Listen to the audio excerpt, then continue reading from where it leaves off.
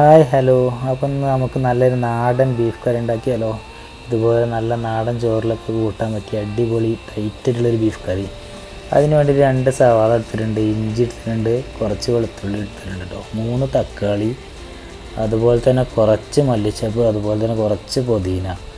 പിന്നെ വേണ്ടത് നമുക്ക് കുരുമുളക് കുറച്ച്, അതുപോലെ തന്നെ ചെറിയ ജീരകം, ഗ്രാമ്പു, പട്ട, ഏലക്കായ്, അതുപോലെ വലിയ ജീരകം, ഈ 2 സംഭവം. പിന്നെ നമുക്ക് മസാലക്കൂട്ട് ഇവിടെ തയ്യാറാക്കാം. കുറച്ച് കാശ്മീരി ചില്ലി 1 ടീസ്പൂണ്, അതുപോലെ തന്നെ മല്ലി 2 ടീസ്പൂണ് ഇട്ടിട്ടുണ്ട്. അതെന്താ വെച്ചാൽ കുറച്ച് ടേസ്റ്റ് കൂടാൻ വേണ്ടിയിട്ടാണ്. മഞ്ഞൾപ്പൊടി 3/4 ടീസ്പൂണ്. ഇതൊരു കിലോ ബീഫിനുള്ളതാണ്, അപ്പോൾ അതിനനുസരിച്ചുള്ള ഒരു മസാലക്കൂട്ടാണ് കേട്ടോ. പിന്നെ ലാസ്റ്റായിട്ട് നമ്മൾ ബീഫ് മസാല ഇടാൻ മറന്നു, അതുകൊണ്ട് അത് ലാസ്റ്റാണ് ഇട്ടത്. ഓക്കെ, അപ്പോൾ അതും കൂടി മിക്സ് ചെയ്ത് വെക്കാം. ഏതായാലും നമ്മളെ ചട്ടി അടുപ്പത്ത് വെച്ചൊന്ന് ചൂടാവാൻ വെയിറ്റ് ചെയ്തിട്ടുണ്ട്. ചൂടായ ചട്ടി കുറച്ച് കുക്കിംഗ് ഓയിൽ ഒഴിച്ചെടുത്തിട്ടുണ്ട് കേട്ടോ. അപ്പോൾ എണ്ണ ഒന്ന് ചൂടായി വരട്ടെ. ടെസ്റ്റ് ചെയ്യാൻ വേണ്ടിയിട്ട് ചെറിയൊരു സവാള കഷ്ണം എടുത്തിട്ടുണ്ട് കേട്ടോ. ഏതായാലും ഇതിലേക്ക് ഇനി സവാള നമുക്ക് ചേർത്തെടുക്കാം. 2 സവാള ഞാൻ അരിഞ്ഞിട്ടുള്ളത്. പിന്നെ കുറച്ച് ഉപ്പ് ചേർത്തെടുക്കുക. നല്ല അടിപൊളിയായിട്ട് ഇത് വഴറ്റി എടുക്കാം കേട്ടോ. നമുക്ക് ഉപ്പ് ചേർത്തെടുക്കണം എന്താണെന്ന് വെച്ചാൽ ഞാൻ ഇപ്പോഴും ഉപ്പ് ചേർത്ത് കൊടുക്കുള്ളൂ, പിന്നെ ഞാൻ ലാസ്റ്റിൽ ഉപ്പ് ചേർത്ത് കൊടുക്കുള്ളൂ കേട്ടോ. ഉള്ളി നല്ല പോലെ വഴറ്റി ഇങ്ങനെ എടുത്തിട്ട് നമ്മൾ ഈ മിക്സ് ചെയ്ത് വെച്ചിട്ടുള്ള ഏലക്കായ്, ഗ്രാമ്പു, പട്ടയില്ലേ, അത് നല്ല പൊടിച്ച് വെച്ച് ചേർത്ത് ഞാൻ ഉണ്ടാക്കിയ മസാലയാണ്, അത് ചേർത്ത് കൊടുക്കുക. പിന്നെ വെളുത്തുള്ളി ഇഞ്ചി പേസ്റ്റ് ചേർത്ത് കൊടുക്കുക.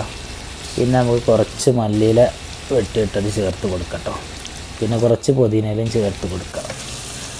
മല്ലിച്ചപ്പ് കുറച്ച് നമ്മൾ ബാക്കി വെക്കും, പുതിന ഫുള്ള് ചേർക്കും കേട്ടോ. ഏതായാലും ഇത് നന്നായിട്ട് മിക്സ് ചെയ്തിട്ട് എടുക്കട്ടോ.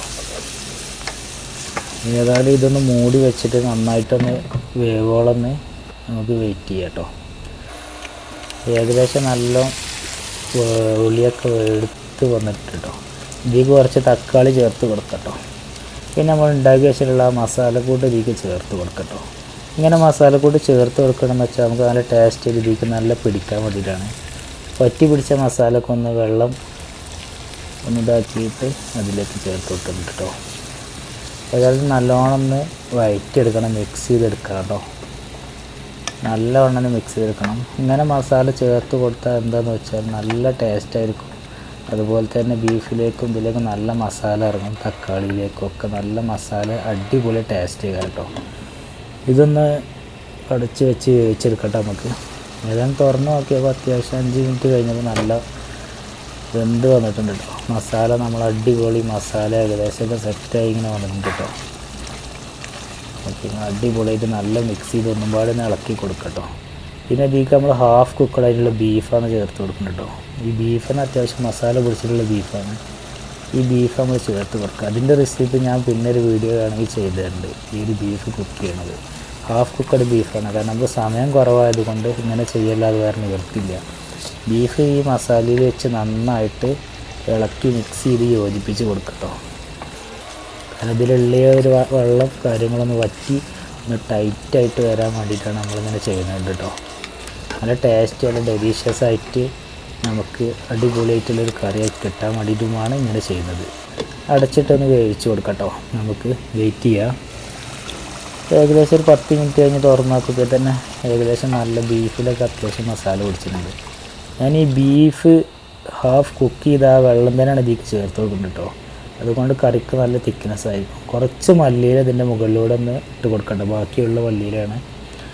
എന്നിട്ട് അടച്ചിട്ടൊന്ന് വേവിച്ച് കൊടുക്കാം. ഓക്കെ, അപ്പോൾ നമ്മൾ ബീഫ് നല്ല തിളച്ച് വന്നിട്ടുണ്ട് കേട്ടോ.